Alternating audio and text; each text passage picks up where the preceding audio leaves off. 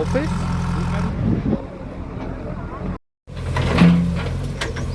ઉના તાલુકાના ખાપટ ગામે વાડી વિસ્તારના રોડ પરની પેશકદમી પર બુલડોઝર ફેરવવામાં આવ્યું.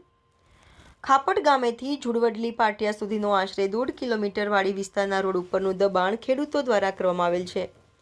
વંડીઓ અને ઝાડીઓ દૂર કરી આશરે 30 ફૂટ રોડ રસ્તો પહોળો કરવામાં આવ્યો. Diu mirror news Una. Hi, હું છું ક્રુઝિન સિંઘાનિયા. આપની આસપાસના સત્ય સમાચાર જાણવા માટે જોતા રહો દીવ મિરર ન્યૂઝ. અને હા, લાઈક અને સબસ્ક્રાઇબ કરવાનું ભૂલતા નહીં. Thank you. નમસ્કાર મિત્રો, હું ફિરોઝ ઈરાની. આજે તમને એક નવી વાત કરવા આવ્યો છું.